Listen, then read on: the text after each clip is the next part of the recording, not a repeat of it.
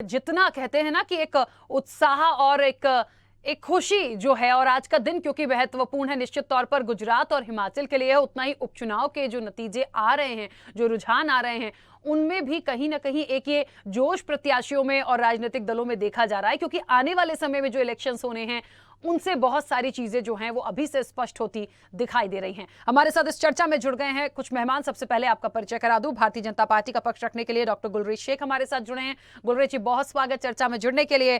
कांग्रेस का पक्ष रखने के लिए अभिनव बरोलिया हमारे साथ जुड़े हैं। अभिनव, आपका भी बहुत स्वागत है। आम आदमी पार्टी का पक्ष रखेंगे पराग पांचाल। पराग जी, आपका भी बहुत स्वागत है।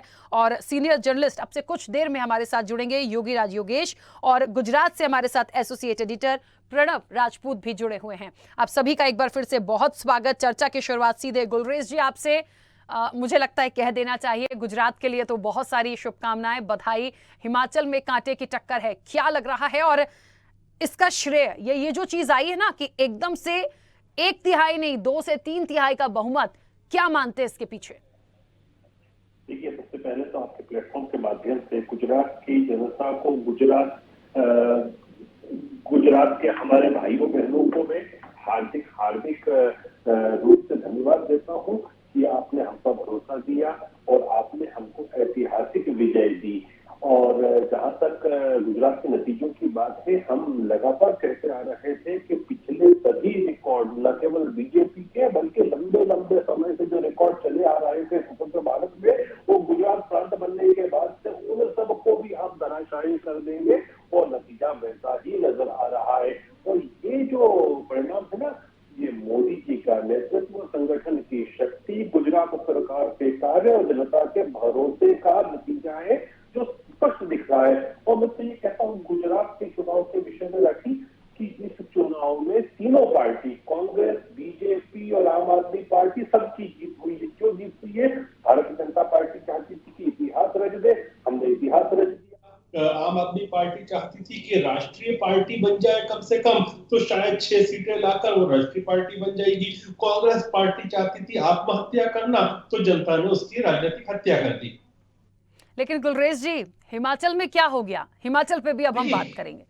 और बिल्कुल जितनी तारीफ गुजरात के लिए की, हिमाचल में भी साफ गोई से स्वीकारना होगा। कांटे की टक्कर है, कुछ भी हो सकता है। और छत्तीसगढ़ के जो मुख्यमंत्री हैं भूपेश बघेल, अब से कुछ देर पहले मैंने उनको सुना और उन्होंने कहा है थोड़ा सा संभलने की जरूरत है, क्योंकि भारतीय जनता पार्टी पर बिल्कुल भरोसा नहीं है, जोड़ तोड़ करती है। देखिए, हिमाचल की जहां तक बात है ना, हिमाचल में हम चाहते थे रिवाज बदलना।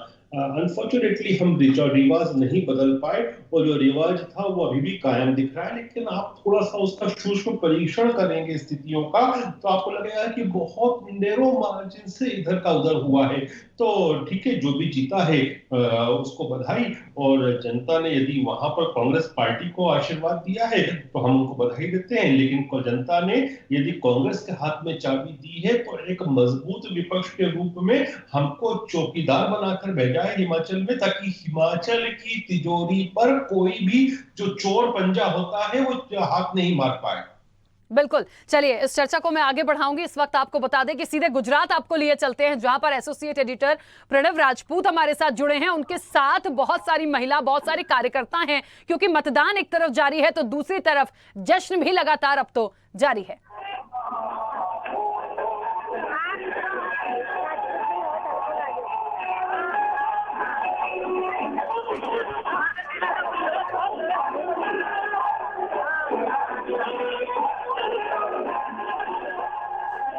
प्रणव, मेरी आवाज पहुंच रही है आप तक? काफी जश्न देख पा रहे हैं, काफी महिलाएं, काफी कार्यकर्ता वहां मौजूद हैं, और निश्चित तौर पर बड़ा दिन तो है। जी, काफी उत्साह का माहौल है। काफी सारी महिलाएं मेरे साथ आप कैमरे में देखी ना होंगे, काफी सारी इसके साथ कैप वगैरह कैप पहना हुआ है, और लगातार उत्साह का माहौल यहाँ पे दिख रहा है। लगातार क्या कहना चाहेंगे? एक बार भाजपा की सरकार पे जनता ने भरोसा व्यक्त किया है, और प्रचंड बहुमत के साथ भाजपा फिर शासन करने जा रही है। 27 साल का शासन भाजपा का है, और फिर 5 साल के लिए जनता ने भाजपा को शासन दिया है। कि नरेंद्र भाई मोदी हमारी सीआर पार्टी की अभिनंदन के साथ भाजपा फिर से आ रही है। यहाँ की जो महिला है, जो प्रधानमंत्री नरेंद्र मोदी जी का चेहरा को देखकर उनको अभिवादन करते हुए नजर आ रहे अमित शाह जी को, अभिवादन करते हुए उन्होंने बताया कि हम लोग उनको अभिवादन करते हैं। फिर से गुजरात में भाजपा सरकार बनती हुई नजर आ रही है और बन रही है, तो लगातार उन लोगों में उत्साह का माहौल है। लगातार यहाँ पे महिलाएं सज करके आई है। आप क्या कहना चाहेंगे? नरेंद्र मोदी है तो सब कुछ मुमकिन है। नरेंद्र मोदी है तो हमने मेहनत करके खाना सीखा है, मुफ्त में खाना नहीं खाया है। ये उनका सीधा आत्मनिर्भर भारत सब आएगा, 24 साल में भी नरेंद्र मोदी ही आना है। 24 की साल में, जैसे लोकसभा में भी 24 की साल में नरेंद्र मोदी जी का चेहरा आएगा, वो इनका कहना है। जिस प्रकार से उनका कहना है कि हम लोग आत्मनिर्भर है, गुजरात की शिक्षा में लोग है आत्मनिर्भर है और आत्मनिर्भरता से हमें किसी भी प्रकार की फ्री वाली जो बातें है वो एक्सेप्ट नहीं है।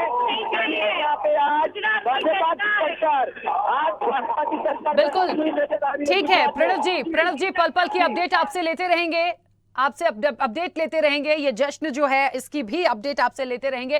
फिलहाल इस चर्चा को मैं आगे बढ़ाऊंगी। अभिनव जी, मुझे ऐसा लगता है कि आज का दिन सभी के लिए बहुत महत्वपूर्ण है, अभी भी है, क्योंकि मतगणना एक तरफ चल रही है, लगातार जारी है, और दूसरी तरफ जो है जश्न हो रहा है। कांग्रेस की यदि मैं बात करूं, मैं सिर्फ हिमाचल की भी बात करूंगी, अभी भी कांटे की टक्कर है। लेकिन हाँ, जिस तरीके से एक बदलाव के रूप में आगे आए हैं, अच्छी बात है, शुभकामनाएं मैं दे सकती हूं। लेकिन गुजरात में क्या हो गया? देखिए, धन्यवाद राखी जी। और सबसे पहले मैं भारतीय जनता पार्टी को बधाई दूंगा और गुलरेज भाई को भी बधाई दूंगा कि उन्होंने वहां पे अच्छा परफॉर्म किया गुजरात में। बाकी कल से लेके और अभी तक कई राज्यों में रिजल्ट आए हैं, जैसे कि दिल्ली का आया है और आज जैसे हिमाचल का आया है और छत्तीसगढ़ का है, यूपी के हैं।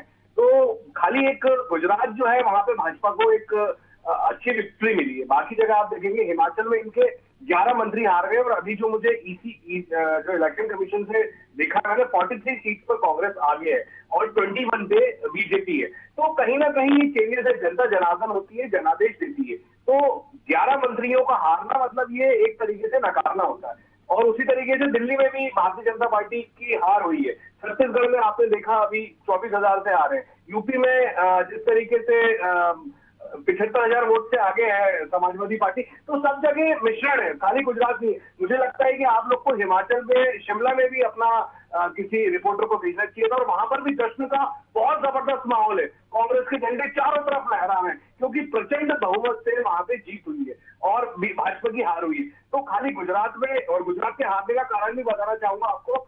पिछली बार जो चुनाव हुआ था उसमें कांग्रेस का जो वोट परसेंट था वो 43% था और बीजेपी का वोट परसेंट 51 था।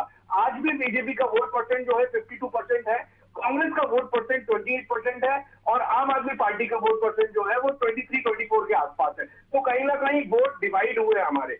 बी टीम के रूप में काम किया आम आदमी पार्टी ने, ठीक है, उसे सक्सेस मिली। हमारे कांग्रेस के लोगों ने वहां पर निचले स्तर पे जाके चुनाव लड़ा था, डोर टू डोर कैंपेन किया था। हमारी स्ट्रैटेजी टोटल अलग थी। वहां पे ब्लॉक अध्यक्ष से लेके हमने निचले जिलाध्यक्ष, यूथ कांग्रेस, एनएसयूआई के लोगों को टिकट दिया था। ठीक है, हमारा एक्सपेरिमेंट फेल हुआ और कहीं ना कहीं हमारे वोट भी डिवाइड हुए। अगर ये वोट डिवाइड नहीं होते तो आज शायद गुजरात में भी फाइट होती और हमारी जो हार हुई हम मंथन जरूर करेंगे, लेकिन ये एक सबसे बड़ा कारण था मात्र गुजरात में। बाकी हिमाचल में हमने बहुत अच्छा परफॉर्म किया। अभी तक हम 42 सीट पे आगे हैं और आगे शुभकामनाएं भाजपा को गुजरात के लिए अच्छा करे और जो कर सकती है। अभिनव जी, एक छोटा सा सवाल है। भूपेश बघेल ने जो अपनी प्रतिक्रिया दी, उन्हें ऐसा लग रहा है, मुझे पता नहीं क्यों उनके बयान से, उनकी बातों से ऐसा लगे खुल के ना खुशी नहीं मना पा रहे हैं। देखिए, भानु प्रतापपुर का जो उपचुनाव है वो एक खुशी कांग्रेस की अलग है, निश्चित तौर पर बहुत जल्दी सब कुछ क्लियर है। लेकिन हिमाचल को लेकर उन्होंने साफ साफ कहा है वो खुशी नहीं कांग्रेस दिखा पा रही, क्योंकि उनको लग रहा है, उन्होंने ये एक्सेप्ट किया है कि जोड़ तोड़ बीजेपी करती है, उन पर भरोसा नहीं हमें। देखिए, दूध का जला भी छाछ भी फूक फूक के पीता है। आप लगातार देख रहे होंगे लोकतंत्र की हत्या जिस तरीके से होती आई है, गोवा हो, महाराष्ट्र हो, कर्नाटका हो, आसाम हो, मेघालय हो और मध्य प्रदेश हो। मध्य प्रदेश में तो सीधे के सीधे मतलब जिस तरीके से 28 विधायक गए थे, मतलब कितनी बड़ी लोकतंत्र की हत्या हुई थी। तो ये घबराहट रहती है पार्टी में, क्योंकि जोड़ तोड़ की राजनीति जिस तरीके से पिछले 10 वर्षों में देश में आई है, तब से ये चीजें देखने को मिल रही है कि लोकतंत्र को बचाना कांग्रेस का काम है, क्योंकि लोकतंत्र की हत्या लगातार भारतीय जनता पार्टी करती आ रही है और उसी से बचने के लिए, ठीक है, ऐसा होगा कुछ भी नहीं, क्योंकि कांग्रेस एकजुटता के साथ है, वहां पे सारे बड़े लीडर्स हैं और कोशिश ये रहेगी कि कोई भी विधायक इधर से उधर ना हो, क्योंकि जिस तरीके से भाजपा नित्य में हथकंडे अपनाती, उससे थोड़ी बहुत बेचैनी तो रहती है। ठीक है, चलिए मैं वापस आऊंगी और सीनियर जर्नलिस्ट योगीराज योगेश जी भी हमारे साथ जुड़ गए हैं। योगीराज योगेश जी, सबसे पहले तो आपकी प्रतिक्रिया अभी तक के रुझानों पर। देखिए, चुनाव के परिणाम बड़े खुश कर देने वाले हैं सबको। और लाइट मूड की यदि मैं बात करूं तो मुझे तो एक फिल्मी गाना याद आ रहा है, मुस्कुराने की वजह तुम हो। तो वो जो तुम हो ना, ये जो चुनाव हुए हैं, आप ये देखिए कि गुजरात को लेके तो गदगद है ही बीजेपी, हिमाचल को लेके कांग्रेस गदगद है, और गुजरात में जिस तरीके से आम आदमी पार्टी ने 6-7 सीटें जीती हैं तो वो भी प्रसन्न है, और एमसीडी के चुनाव में प्रसन्न नहीं, तो सब प्रसन्न है इस चुनाव में। अब ये प्रसन्नता कौन किस तरह से जाहिर कर रहा है, ये सब नज़र आ रहा है इस टीवी पे कि किसको कैसा लग रहा है। लेकिन नो डाउट गुजरात में जिस तरीके का ऐतिहासिक प्रदर्शन भारतीय जनता पार्टी ने किया है, ये आज तक के इतिहास में कभी नहीं हुआ। इवन जितने चुनाव आज़ादी के बाद से अब तक गुजरात में हुए हैं, 149 सीटें कांग्रेस को एक बार मिली हैं बस, लेकिन ये तो मेरे ख्याल से 152 के पार जा रहा है भारतीय जनता पार्टी। तो ये मतलब बिल्कुल एक तरह का एक तरफा मैंडेट बीजेपी को मिला है, और इसमें कहीं ना कहीं इसमें कोई नो डाउट नहीं, क्योंकि प्रधानमंत्री नरेंद्र मोदी की छवि न केवल देश में बल्कि एक तरह से देखा जाए तो वो वैश्विक लीडर है, इसमें किसी को कोई संदेह नहीं होना चाहिए। और गुजरात उनका अपना गृह प्रदेश है, और सबसे बड़ी चिंताजनक बात यह कि इस गुजरात में कांग्रेस ने जिस तरह से गिव अप किया, वो हम जैसे लोगों को आश्चर्य लगता है कि गुजरात वो स्टेट है कांग्रेस के लिए, कांग्रेस का सबसे मजबूत कैडर यदि कहीं था तो वो गुजरात में था। इतने चुनाव हुए, इसके बावजूद भी गुजरात का वोट शेयर ज़्यादा नहीं घटा, अभी तक स्टेबल था, लेकिन इस चुनाव में तो बिल्कुल एकदम गोता खा गए, बिल्कुल वो नीचे जा पहुँचे वो। और ऐसा भी लग रहा है कि गुजरात का चुनाव कांग्रेस ने लड़ा ही नहीं, ऐसा भी नज़र आ रहा है जिस तरीके से रिजल्ट आए, और जिस तरीके की प्रेजेंस कांग्रेस में बिल्कुल न्यूट्रलिटी का एक माहौल था। और यदि थोड़े बहुत वो गए तो उन्होंने मुद्दों की बजाय प्रधानमंत्री को टारगेट करना शुरू किया, उनको गाली देना शुरू किया। प्रधानमंत्री छोड़िए, उनकी माताजी को लेकर टीका टिप्पणियाँ की गई। तो मुझे ऐसा लगता है कि शायद गुजरात की जनता ने प्रधानमंत्री के मोदी के अपमान को अपना अपमान समझा, क्योंकि ये जो एक तरफा जब मैंडेट आता है ना, तो वो कहीं ना कहीं एक तरह से भारी गुस्सा होता है, तब ऐसा मैंडेट आता है। तो मुझे थोड़ा सा ये भी लगता है कि प्रधानमंत्री के अपमान को वहाँ की जनता ने अपना बिल्कुल। एक बहुत छोटी सी प्रतिक्रिया मुझे हिमाचल पे भी दीजिएगा, एक छोटे से ब्रेक के लिए, फिर हम रुकेंगे। देखिए, हिमाचल का तो ट्रेंड पिछले 25 सालों से आप देख लो तो अल्टरनेट होता है हर 5 ईयर्स में। लेकिन एक यहाँ इम्पोर्टेंट बात है हिमाचल को लेके, जो भारतीय जनता पार्टी को समझना पड़ेगा, 20-25 से ज़्यादा कैंडिडेट आपके बागी हो गए वहाँ। हिमाचल प्रदेश को ये समझ में नहीं आया कि हिमाचल प्रदेश की बीजेपी यूनिट को ये समझ में नहीं आया कि ये हो क्या रहा है। वो इसमें लगे रहे कि नहीं मोदी के चेहरे के सहारे हम जीत जाएंगे, लेकिन खुद के प्रदेश में क्या हो रहा था, भारतीय जनता पार्टी के कैंडिडेट क्या कर रहे थे, भारतीय जनता पार्टी को जो आपसे बागी थे, आपने ना तो उनको मनाने का उतना प्रयास किया गया, और ऐसे लोगों को टिकट दिया गया जो जीतने की संभावना जिनकी ज़्यादा थी, और जो बाहरी जो दूसरी पार्टी से बीजेपी में आए थे।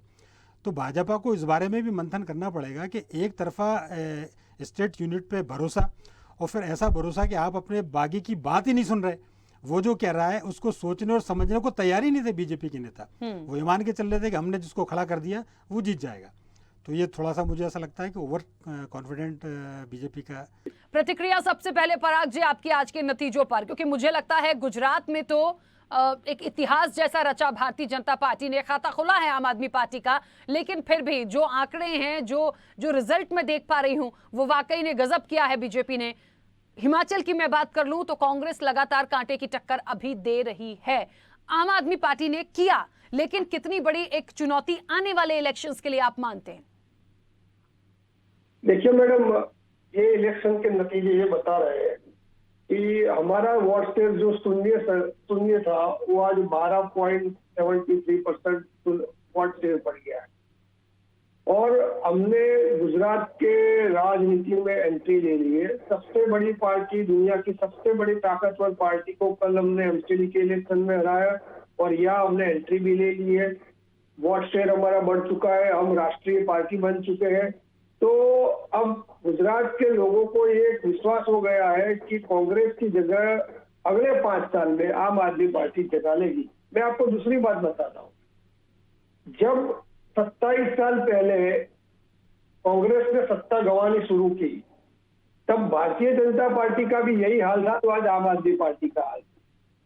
148 सीट हाईएस्ट थी जब 1995 में जब ये सत्ता कांग्रेस के पास से गई, माधव सिंह सोलंकी के पास हाईएस्ट सीट थी, उसका रिकॉर्ड आज टूट गया और बीजेपी की शुरुआत थी। इसी तरह से आज हमारी शुरुआत है और बीजेपी की हाईएस्ट सीट का रिकॉर्ड है।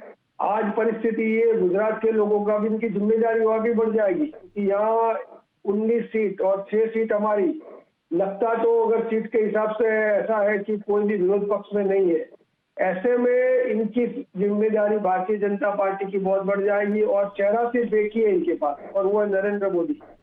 तो यहाँ जो भी एंटी इनकम्बेंसी ये अगले 5 साल में खड़ी होगी, ये पिछले 27 साल से कहीं ज्यादा अधिक होगी, कहीं ज्यादा गुना ज्यादा होगी।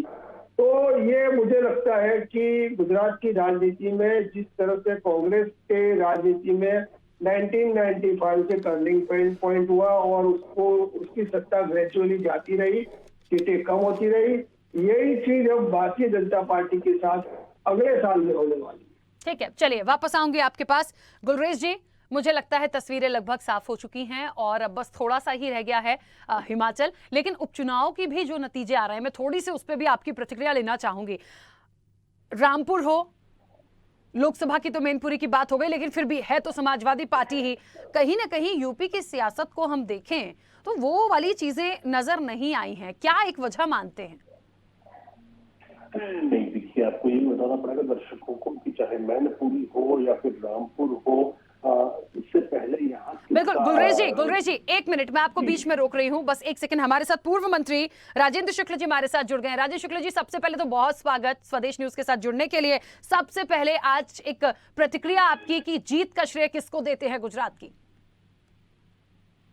गुजरात की जीत का श्रेय तो बड़ा स्पष्ट है कि हमारे प्रधानमंत्री नरेंद्र मोदी जी और हमारे गृह मंत्री अमित शाह जी की जो विकास की राजनीति है और कुशल रणनीति है, उसके कारण लगातार 27 वर्षों तक सत्ता में रहने के बावजूद एंटी इनकम्बेंसी के बजाय प्रो इनकम्बेंसी की स्थिति निर्मित हो जाना अपने आप पे ही सुशासन का परिचय देती है। इसलिए पूरा का पूरा श्रेय मोदी जी और अमित शाह जी के नेतृत्व को मैं देता हूँ।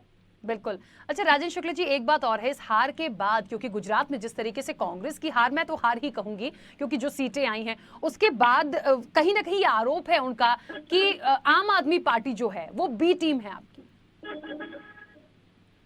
नहीं, आम आदमी पार्टी की क्या स्थिति बनी हुई, गुजरात में लंबे चौड़े बातें करते थे, आप लोगों के सामने बैठ के और चैलेंज करते थे कि मैं लिख के देता हूँ कि इतनी सीटें आएंगी।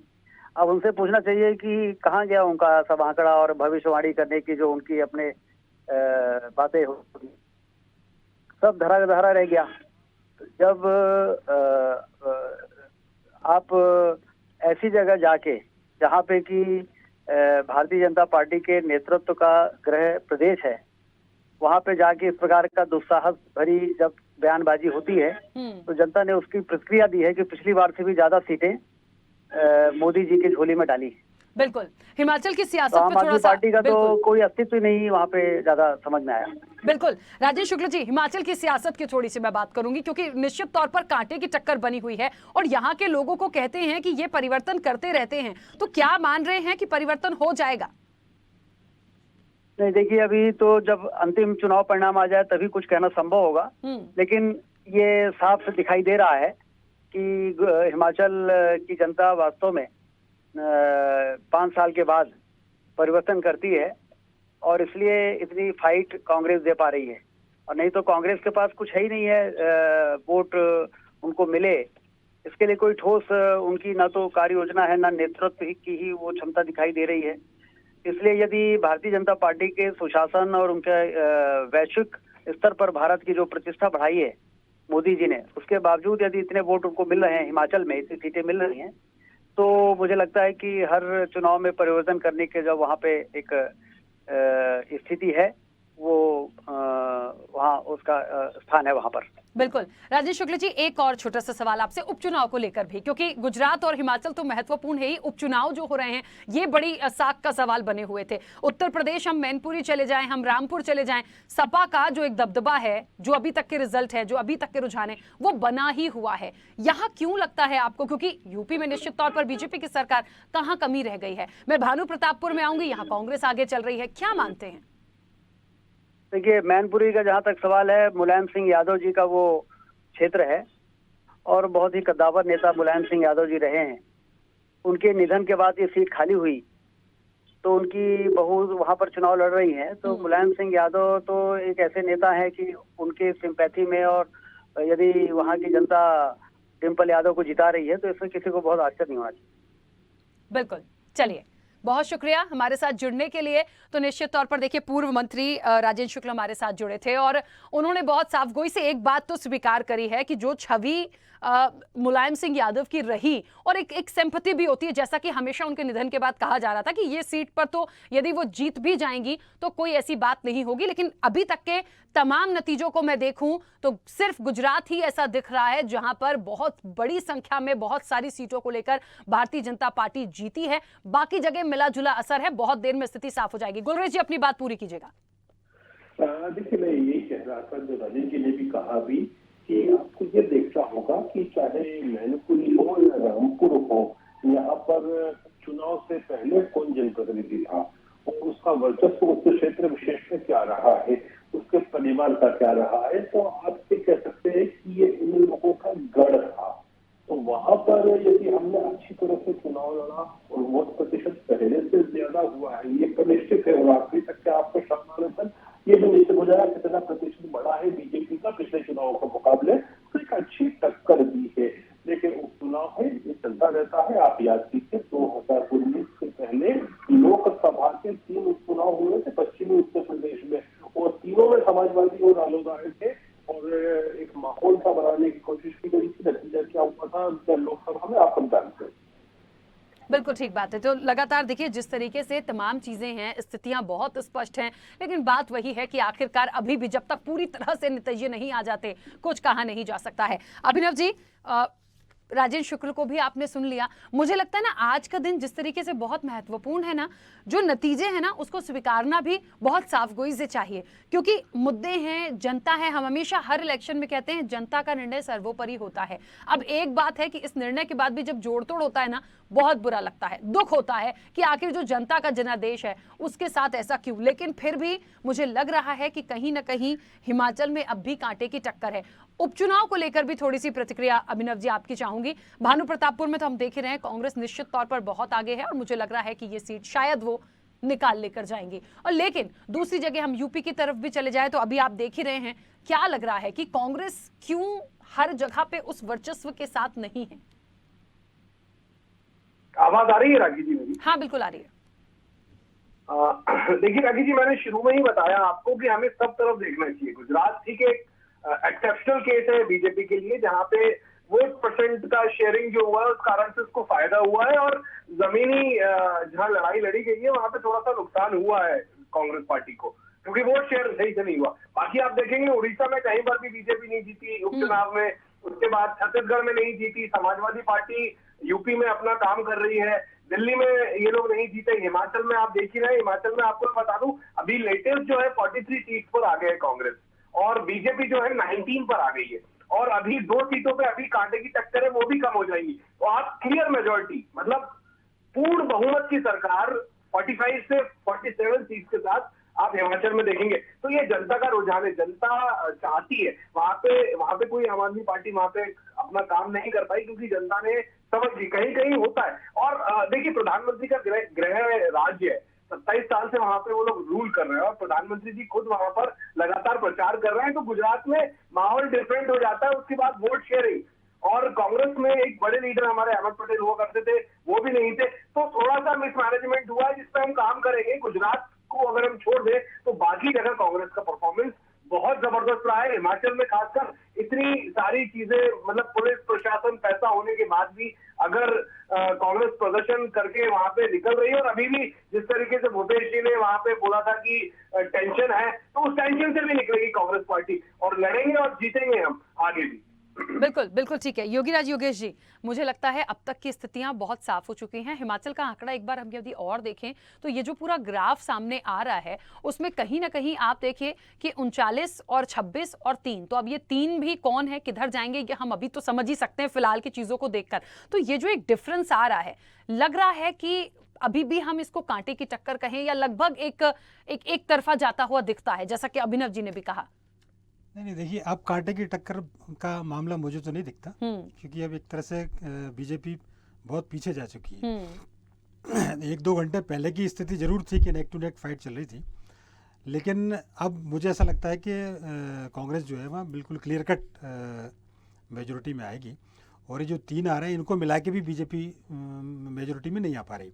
अभी की स्थिति है, अब आए 1-2 घंटे में कुछ आश्चर्यजनक हो जाए तो उसका नहीं कह सकते, लेकिन फिलहाल की स्थिति में तो कांग्रेस जो है सरकार बनाने वहाँ जा रही है हिमाचल में। और कांग्रेस के लिए मतलब एक तरह से देखा जाए तो लाज बचा ली इन चुनावों ने कांग्रेस के लिए, कि कहने को कुछ ना कुछ मिलेगा कि चलो भाई एक स्टेट हमने रिटेन कर लिया है। बिल्कुल, और मुझे लगता है एक मैसेज भी है बहुत बड़ा, क्योंकि आने वाले कहते हैं ना कि मिशन 2023 में इलेक्शंस भी हैं, तो उन इलेक्शंस के लिए भी अब कहाँ कमी रह गई है, कैसे करना है, ये महत्वपूर्ण हो जाएगा। अच्छा, एक बात और है, ये जो हमने तमाम जगह उपचुनाव के भी हम नतीजे लगातार देख रहे हैं कि किस तरीके से आगे हैं पीछे हैं। यूपी की बात कर लें, भानु प्रतापपुर की हम बात कर लें, हिमाचल गुजरात हमारे सामने ही है। क्या लगता है योगीराज जी कि वाकई में एक मिला जुला निर्णय जो है वो जनता का आया है, हर कैंडिडेट के हिसाब से, सीट के हिसाब से, वहां के मुद्दों के हिसाब से, वहां की राजनीति के हिसाब से मुझे लगता है ये रिजल्ट है। क्योंकि यदि सिर्फ बीजेपी की हम बोलेंगे ना, तो मुझे लगता है फिर आप यूपी का देख लीजिए अभी क्या हो रहा है, आप भानु प्रतापपुर उपचुनाव देख लीजिए, तो मुझे लग रहा है मिला जुला मैंडेट जो है वो जनता का है। नहीं, मैंने तो अपने डिबेट की शुरुआत इस बात से की थी कि मैंने कहा मुस्कुराने की वजह सबको मिल गई। हाँ। तो सबको कुछ ना कुछ मिल गया इस चुनाव में, लेकिन फिर भी ओवरऑल जो एक परसेप्शन जाता है, मतलब गुजरात में एकदम से सुपड़ा साफ हो जाना राजनीतिक दलों का, ये मतलब बीजेपी के लिए बहुत बड़ा गेन है। और ऐसा जब मतलब 27 साल कोई पार्टी वहाँ शासन करे और इसके बावजूद भी एंटी इनकम्बेंसी ना हो पाए वहाँ, और बल्कि लगातार मजबूत होती चली जाए, तो ये दूसरे दलों के लिए सोचने वाली बात है कि आखिर हम कहाँ पिछड़ गए। और सबसे बड़ी बात है कि गुजरात को कांग्रेस ने तो चुनाव जैसा माना ही नहीं। आप देखिए, अभी वो जिक्र कर रहे थे अभिनव जी के, वहाँ पे जो अहमद पटेल वहाँ के बड़े नेता हैं वो सक्रिय नज़र नहीं आए। कांग्रेस के तो जितने भी बड़े नेता हैं, तो राहुल गांधी से ले गए सबको ले, कोई भी वहाँ नज़र नहीं आया। जो वो गए वो खड़गे साहब गए, तो खड़गे साहब ने और वहाँ रावण वाला बयान दे के काम लगा दिया वहाँ। तो आपको एक इस बारे में सोचना पड़ेगा कि आखिर कांग्रेस किन इश्यूज़ को लेकर जनता के बीच जाएगी, कांग्रेस किन साथियों को लेके अपने साथ चल रही है। केवल ये बोलना कि साहब नरेंद्र मोदी जो है अब विकास नहीं हो रहा, पेट्रोल नहीं हो रहा, डीजल नहीं हो रहा, और ये सब को लेके कांग्रेस केवल बातें करने के आधार पे चुनाव नहीं जीत सकते। आपको एक बहुत ओवरऑल प्रोस्पेक्ट में इसको समझना पड़ेगा, अपने साथियों के बारे में समझना पड़ेगा, अपने कैंडिडेट्स के बारे में समझना पड़ेगा। और जो एक यूनाइट है को जो लड़ाई लड़ने वाली जो बात थी वो कहीं नज़र नहीं आई गुजरात में। तो ऐसा लगा ही नहीं कि कहीं ना कहीं फाइट में कांग्रेस है, उनकी स्ट्रेटजी वहाँ नज़र नहीं आई, वहाँ उनके बड़े लीडर्स वहाँ नज़र नहीं आए। सिलेक्शन भी कैंडिडेट का ऐसा रहा, बहुत कैजुअली अप्रोच के साथ वहाँ कैंडिडेट का सिलेक्शन कर लिया गया। तो कांग्रेस को इन सारे इश्यूज़ पर सोचना पड़ेगा, क्योंकि ये बात सही है, ये कोई अंतिम चुनाव तो है नहीं, आपको आगे भी जाना। अभी तो आम चुनाव आने वाले हैं अगले साल, तो कांग्रेस को बहुत ताकतवर बन के बनना पड़ेगा। और सबसे बड़ी बात है, ये लोकतंत्र के लिए खतरा है। विपक्षी नहीं रहेगा तो फिर आप आखिर जनता किसके पास जाएगी। बिल्कुल, आज गुजरात में बीजेपी को जो एक तरफा मिला है, तो लोगों को सोचने का मौका भी तो मिले कि नहीं भाई, हम बीजेपी के अलावा किसको दें हम।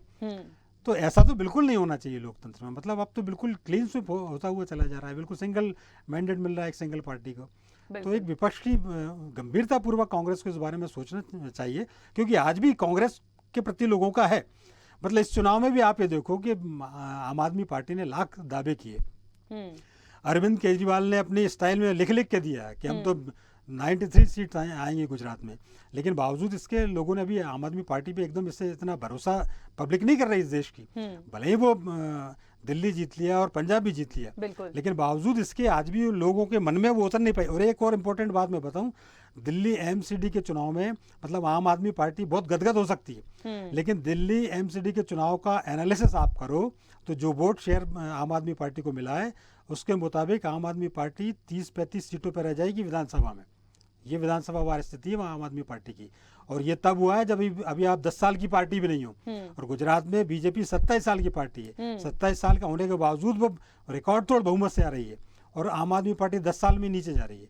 तो इस बारे में पार्टी को सोचना पड़ेगा। बिल्कुल नहीं, देखिए, और जरूरी भी है, क्योंकि मैं बार बार एक बात बोल रही हूँ अपनी चर्चा में, ये एक अंतिम चुनाव नहीं है, बहुत सारे इलेक्शंस अभी बाकी हैं और ये तो प्रक्रिया चलती ही रहेगी, आना है जाना है, कभी किसी के हाथ कभी किसी के हाथ। पराग जी, ये एक बहुत अच्छा मैसेज मुझे लगता है योगीराज योगी जी ने दिया है, और वाकई में ये सवाल मैंने इसीलिए लिया था कि इसमें तो चलिए ठीक है, खुशी हो सकती है क्योंकि खाता खुलता है तो कह सकते हैं कि हम आ गए, लेकिन अपकमिंग इलेक्शन में आप ये समझिए कि बहुत ज्यादा मेहनत की जरूरत है, क्योंकि अभी भी बीजेपी के बाद कांग्रेस है, जैसी भी स्थिति में है लेकिन है, और राहुल गांधी की प्रिपरेशन बहुत जोर शोर से चल ही रही है भारत जोड़ो यात्रा के साथ।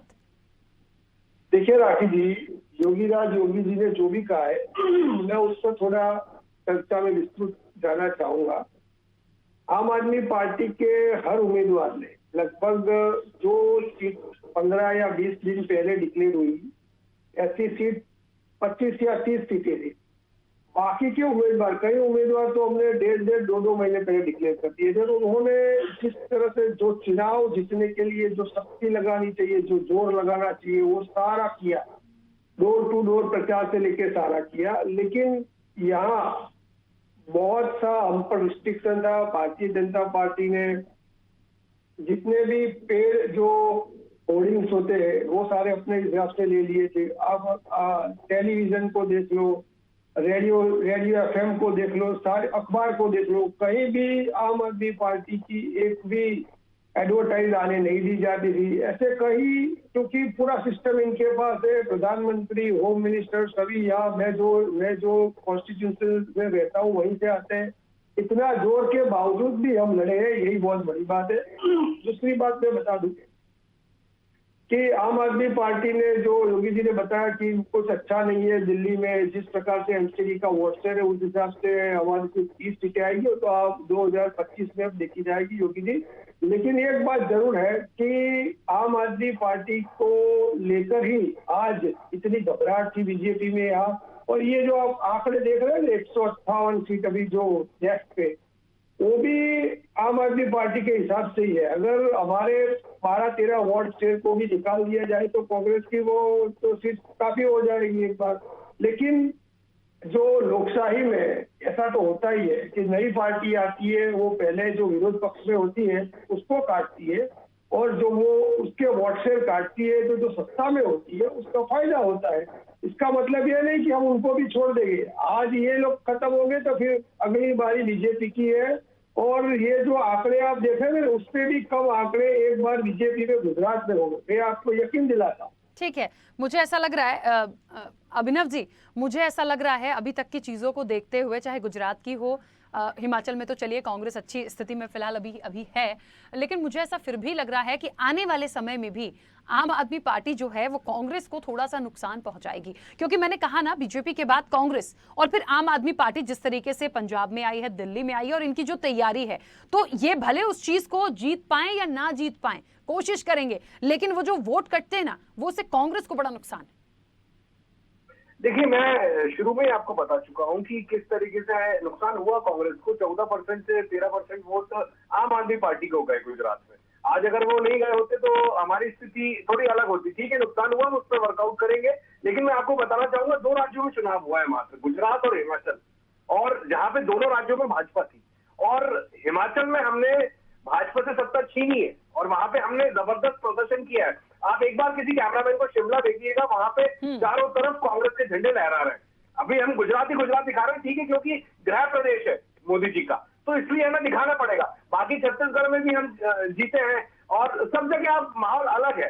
तो ठीक है, हम गुजरात को एक्सेप्शनल मान के कि हाँ बहुत प्रचंड जीत है, बहुत अच्छी बात है। योगीराज जी को मैं यही बोलना चाहूंगा कि कांग्रेस बहुत बेहतर कर रही है, बेस्ट कर रही है। हमने वहां पे सत्ता छीनी है भाजपा से। तो ये परफॉर्मेंस है कांग्रेस पार्टी का, और लगातार आपको देखने को मिलेगा भी आगामी जो कर्नाटका और तेलंगाना में चुनाव है, उसके बाद मध्य प्रदेश, छत्तीसगढ़ और राजस्थान में चुनाव है, उसमें हम बेहतर से बेहतर परफॉर्मेंस करेंगे। ये भी हमारे लिए सीखने की बात है। बिल्कुल अभिनव जी, ये बात बिल्कुल सही है।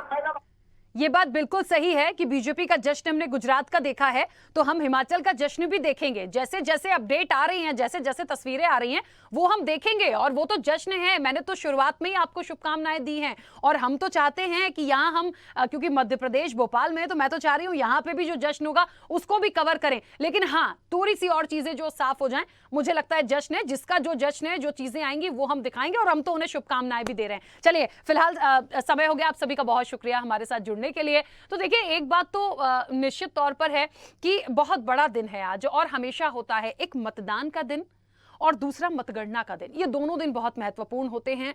अब गुजरात की स्थिति लगभग साफ हो चुकी है। मुझे लगता है हिमाचल के लिए बस थोड़ी सी देर और है, पूरी कहानी, पूरी पिक्चर जो है वो क्लियर हो जाएगी, और उपचुनाव की अपडेट से भी समझ में आ रहा है कि अब नहीं लगता कि ज्यादा कुछ हेरफेर होगा। कुछ देर की और बात है।